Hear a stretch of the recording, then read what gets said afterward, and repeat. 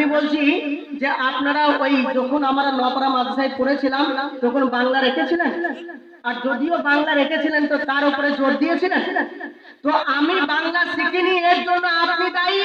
যদি আমি বাংলা যদি স্ট্যান্ডার্ড শিখতে পারতাম আজকে নপাড়ার বুকে আমাকে দেখতে পেতেন না, আমি আরো অনেকটা উচ্চ জায়গায় আমি পৌঁছে যেতাম। এর জন্য কিয়ামতের মাঠে আপনাদের নামে আমি দায়ী করব যে আপনারা মানে শুধু আরবিটার উপরে জোর দিয়েছেন আর বাংলার উপরে জোর দেননি। তো যাই হোক, এখন বর্তমান মাদ্রাসা আপনার বাংলা আরবি উর্দু সবই আপনার একইভাবে চলছে। আল্লাহর কাছে দোয়া করি আল্লাহ যেন এইসব মাদ্রাসাগুলোকে কবুল করে নেন, বলি আল্লাহুম্মা আমিন। আল্লাহ যেন যতগুলো কথা আমরা বললাম এই সমস্ত কথাগুলো ভাঙাচোরা বিদ্যা দিয়ে ভাই গুদা বাংলায় যে কথা বললাম মানে হয়তো কোনোটা বুঝতে পেরেছেন, কোনোটা বুঝতে পারেননি, হয়তো কোনোটা অসম্পূর্ণ হয়েছে, কোনোটা সম্পূর্ণ হয়েছে। তো আপনারা জ্ঞানমান মানুষ, বিবেকমান মানুষ, অবশ্যই আপনারা বুঝে নিয়েছেন। তো আমরা এই কথাগুলোর প্রতি আমল করব বলি ইনশাআল্লাহ। আল্লাহ আমাদের যেসব পিতামাতা বা যারা অন্ধকার করে চলে গেছে আল্লাহ তুমি তাদের সকলের গুনাহকে মাফ করে দাও বলি আল্লাহুম্মা আমিন। আল্লাহ আমাদের ঈমানকে তুমি মজবুত করে দাও বলি আল্লাহুম্মা আমিন। আর খাস করে আমি সব জায়গাতেই চাই, আপনাদের কাছেও চাইছি যে আপনাদের মতো মঞ্চ আল্লাহ আমাকে অনেকই দেখায়, মানে অনেক সময়তে এই মাসে মোটামুটি 10-12টা আপনার আছে, যার কারণে 2-3টা আমি ছেড়ে দিয়েছি আমার মসজিদের প্রোগ্রামের জন্য। আর 23 তারিখ 24 কালকে একটা জলসা ছিল, সেটাও আপনার মানে বাদ দিয়ে দিয়েছি। শুধু নিজের গলাটা মানে প্রবলেম মানে হচ্ছে, মানে আপনারা বলছেন তো এই এখন আপনাদের সামনে হয়তো মানে জোশে বলে দিলাম, কিন্তু কালকে ফজরের সময় বুঝতে পারবো মারে বাপরে করতে পারলে আওয়াজটা বড় হবে, বুঝতে পেরেছেন তো? তো যেটা শেষের বেলায় আপনাদেরকে ভাঙাচোরা বিদ্যা দিয়ে যতটুকু পারলাম আপনাদেরকে বললাম। আমি তো যখনই আপনাদের সামনে বিশেষ করে নপাড়াতে যখন আমি কথা বলি তখন আর মানে যে নিজে আলেম বা বক্তা এটা মনে হয় না, মনে হয় যেন সেই ছাত্রই আছি।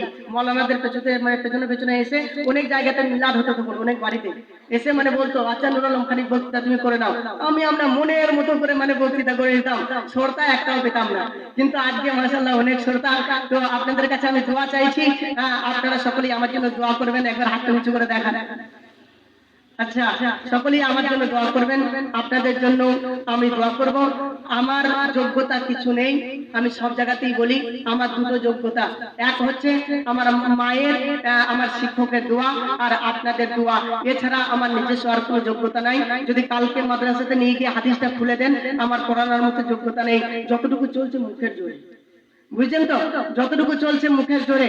তো যাই হোক, মানে বড় বড় আলেম উলামা এখানে বসে আছেন, তো তারপরেও তেনাদের সামনে কথা বলতে গিয়ে একটু থতমত খেতে হয়, একটু ভয় লাগে, যদিও শিক্ষক তো দুটো জিনিস মনে হয়, এক মনে হয় যদি ভুল হয় ধরিয়ে দেবে, আর দ্বিতীয়ত মনে হয় যে ভুল হলে বলবে পরে, এটাও মানে মনের ভিতরে একটা ভয় ভয় করে কথাগুলো বলতে হয়। আর যখন বাইরে যাব তখন কি জানেন, যখন মালদার দিকে যাব ওদের তো কথাবার্তা সেরকম, মানে একজন ব্যক্তি ফোন করেছে, ফোন করার পরে বলছে হ্যালো আসসালামু আলাইকুম, মৌলানা নূর আলম বলছেন? হ্যাঁ আমি মৌলানা নূর আলম বলছি। তা মৌলানা আপনি তো জলসা করেন? বলছে হ্যাঁ করি। তা আপনার বিজেট কত? তা বলছি ভাই ওরকম করে তো জলসা করতে নেই, বিজেট টিজেট বলতে নেই। তখন সাইড থেকে একজন বলছে কাটবে শালা, ফোন কাট শালা, বিজেট নেই মৌলানা কেমন হবে বে, মৌলানা ভালো হবে না, ফোন কাট শালা, ফোন কাট। তো মানে বিজেট নেই বলে মৌলানা ভালো হবে না।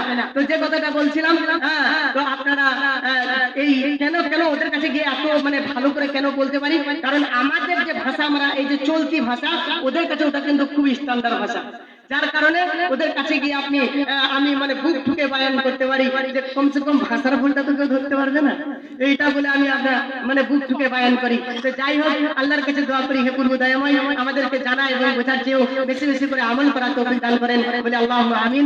আল্লাহুম্মা সাল্লি আলাইহি আল্লাহুম্মা বারিক আলাইহি। এই বলে আমি আমার বক্তৃতা ইতি করছি। আসসালামু আলাইকুম ওয়া রাহমাতুল্লাহি ওয়া বারাকাতুহু।